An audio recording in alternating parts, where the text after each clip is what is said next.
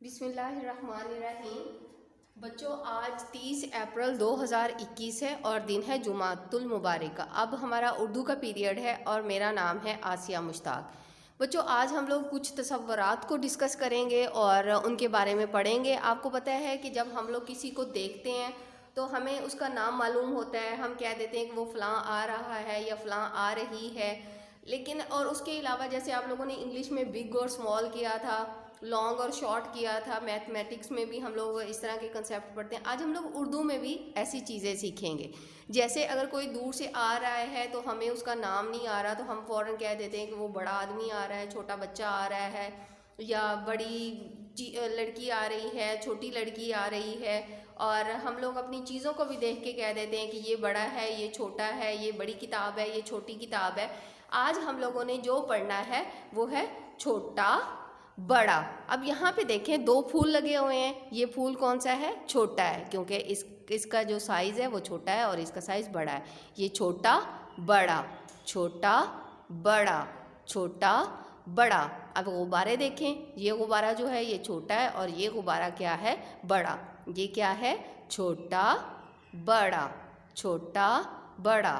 چھوٹا پھول، بڑا پھول، چھوٹا پھول، یہ پھول ہے؟ نہیں، یہ غبارہ ہے۔ چھوٹا غبارہ، بڑا غبارہ۔ یہ کون سے والا پھول ہے؟ بڑے والا پھول۔ اور یہ کون سے والا پھول ہے؟ چھوٹے والا پھول۔ یہ کون سا غبارہ ہے؟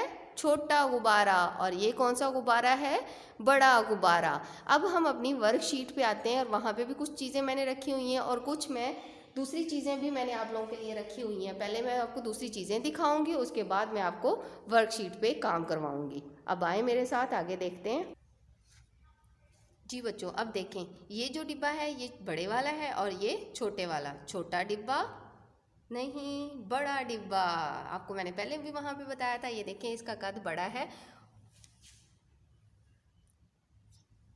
اور اس کا قد چھوٹا ہے۔ بڑا، چھوٹا، بڑا، چھوٹا۔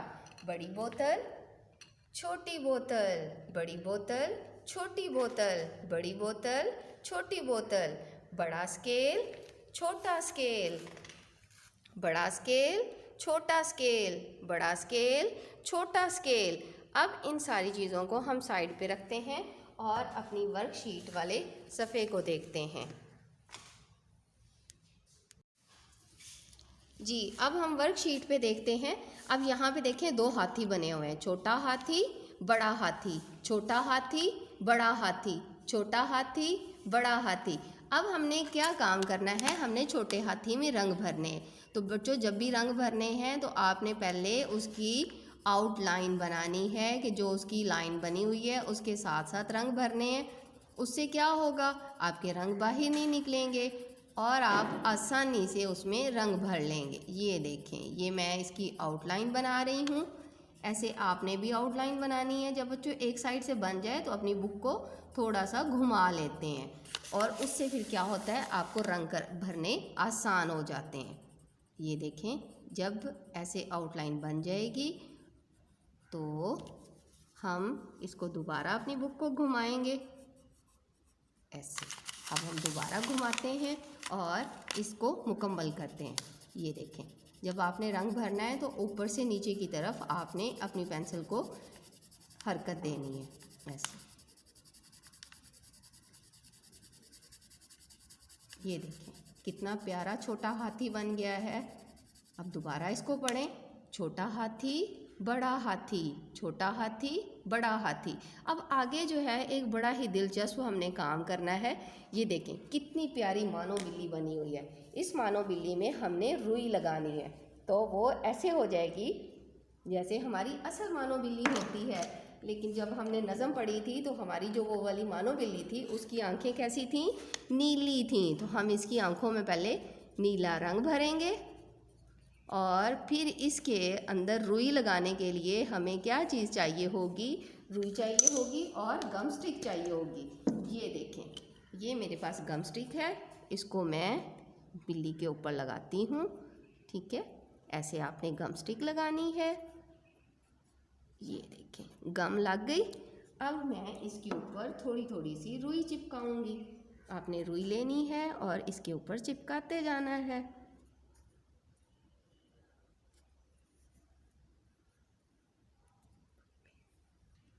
جی یہ دیکھیں اب ہماری بلی میں روئی لگ گئی.